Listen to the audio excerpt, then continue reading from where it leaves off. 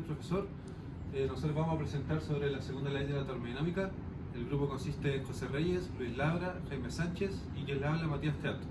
Y vamos a tratar los siguientes tópicos dentro de la presentación.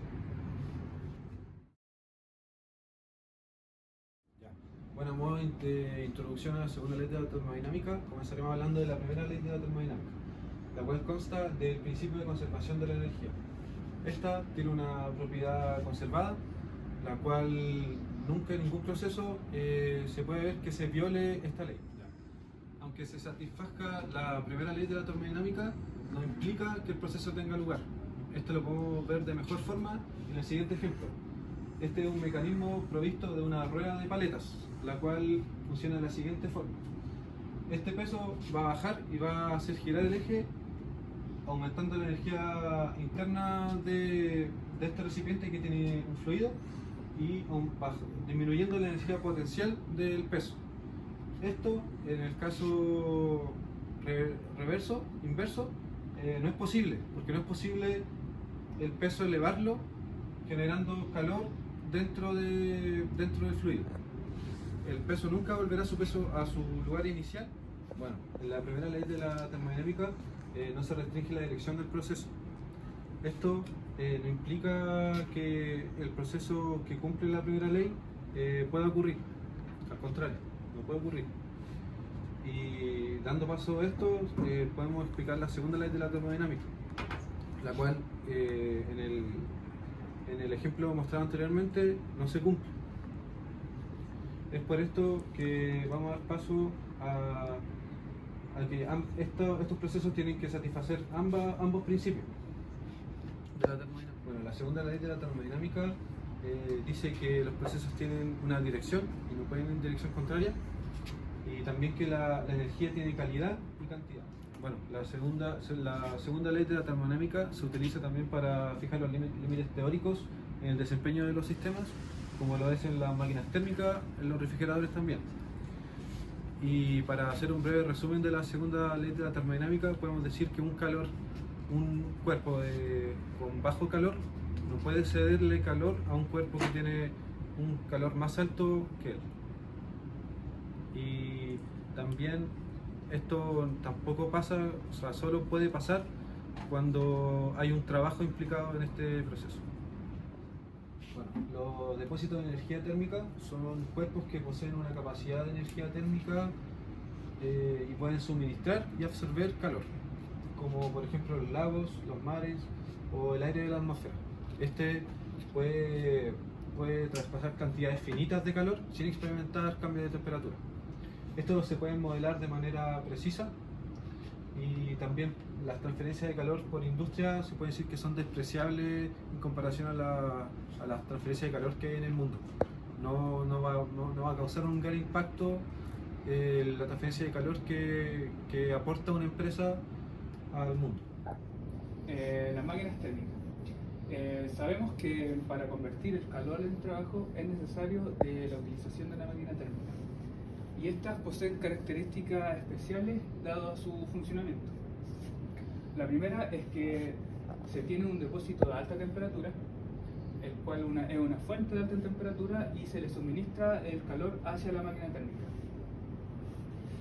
Esta máquina térmica convierte parte del calor en trabajo, como se expresa aquí, en donde es un trabajo de salida, generalmente. También sabemos que el calor que no se convierte en trabajo va hacia un depósito de baja temperatura, y este continúa con el ciclo de la máquina térmica. En conclusión, sabemos que las máquinas térmicas son dispositivos que utilizan el calor para convertir trabajo, y son en este caso ciclos termodinámicos. También sabemos las máquinas térmicas relacionadas con la combustión interna, por ejemplo los motores de automóvil, que estas realizan un ciclo mecánico y no termodinámico, ya que esto es por los gases que no son llevados a un depósito frío, sino que son reemplazados con el combustible. Refrigerador y bomba de calor. Sabemos que la naturaleza, la transferencia de calor ocurre desde la alta temperatura hacia la baja temperatura. En este caso, para establecer ciclo inverso es necesario la utilización de un ciclo de refrigeración, en donde este utiliza como medio de trabajo un fluido refrigerante, y el método más común para la refrigeración es la compresión por vapor. Y pues, para establecer este ciclo de refrigeración es necesario utilizar los siguientes componentes: un condensador, el compresor y el evaporador, y una válvula de expansión o relajo. En este caso, el fluido refrigerante ingresa al compresor y de este sale a una presión determinada o como vapor sobrecalentado. Posteriormente ingresa al condensador, en donde una vez pasa por ahí, este sale a la misma presión y a una temperatura un poco más baja. Posteriormente ingresa a la válvula de expansión, en donde este, al ingresar, sale a una presión muy baja y a una temperatura muy baja. Luego de esto ingresa al evaporador, en donde en el evaporador el líquido refrigerante sale en forma de vapor, e ingresa al compresor y continúa su ciclo de manera constante. Ahora vamos a hablar acerca de las máquinas de movimiento perpetuo. Esto sería cualquier dispositivo que pueda violar la primera o la segunda ley de la termodinámica. En este caso tenemos la máquina de movimiento perpetuo de primera clase, que es la que viola la primera ley de la conservación de la energía, y la máquina de movimiento perpetuo de segunda clase, que sería que viola la segunda ley de la termodinámica. Si bien sería una solución a las problemáticas de la energía, es muy improbable poder llegar a una de estas máquinas como solución. Ahora vamos a hablar acerca de los procesos reversibles e irreversibles. En el caso de los procesos reversibles, tenemos que, finalizado el proceso, este volvería a su estado inicial, y también que no le afectarían las irreversibilidades.